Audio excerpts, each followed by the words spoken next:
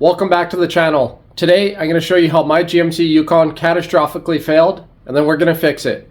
My name is Jeremy, this is Region Automotive, and let's get to work.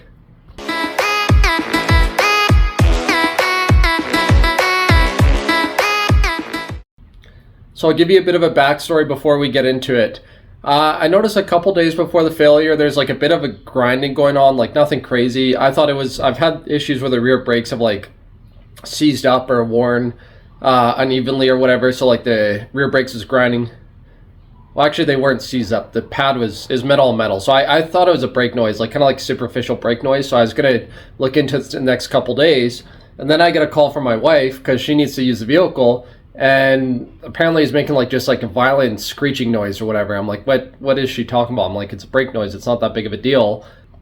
She made the right decision to park the vehicle and take her parents' vehicle. So I come home and I drive around and I hear the screeching noise, and I agree with her, it's pretty violent and is worth parking. So I'm trying to think, like, what is it? I've never really heard a noise like that. Like, it wasn't quite the brake. So initially I drove it up on ramps and I checked my CV axles, I checked the drive shaft, I checked, you know, the suspension and see if there's anything out of whack, and there wasn't. So then I decided, it sounded like it was coming more from the right side. So then I decided to jack up the front end, check the driver's side, there's nothing, everything was tight, and then I checked the passenger side, and this is what I saw.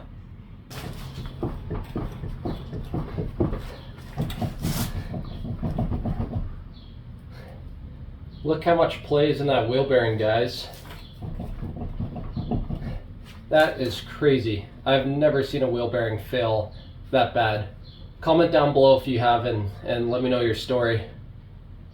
Don't forget to subscribe, you guys. If you've been following my shorts, you know I'm on the chase for 1,000 subscribers, so my wife will let me buy that Infiniti QX60 with engine issues and upgrade this piece of shit.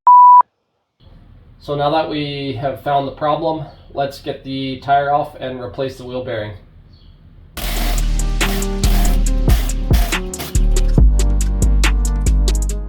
With the wheel off, we're going to work on getting the caliper and the caliper bracket off.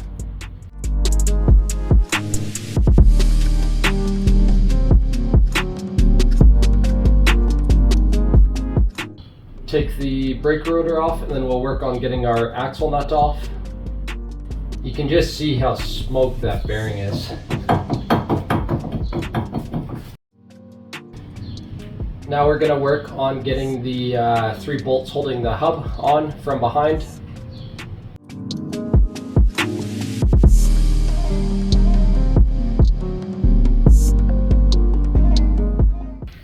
Well, that was much harder than it needed to be. That bearing was just absolutely seized in there. I'm guessing it's just rusted right in, as you can see there. Oh, that sucked. That took me, if I'm being honest, about an hour and a half.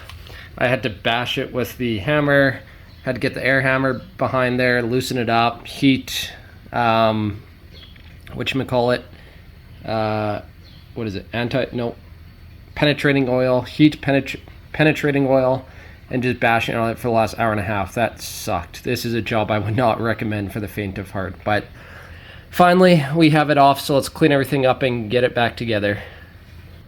I was also going to say, now we can see how bad, see that plane there? That is a smoked wheel bearing. Okay, so we got everything cleaned up, and I put a bunch of anti-seize in the hub there. So let's get our new bearing on. And now our brake assembly. It's kind of interesting that the fronts have dual piston calipers. And last, we will put on the wheel.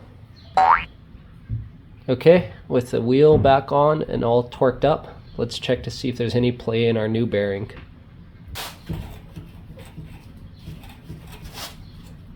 Hey. Just for fun, I got a quote from the dealership to do this same job, so I can confidently call the video how I saved $750 fixing my GMC Yukon that catastrophically failed. Alright you guys, that is my video on how I saved $750 fixing my GMC Yukon that catastrophically failed. Let me know if you have any questions. Don't forget to like, comment, subscribe, and have a good day.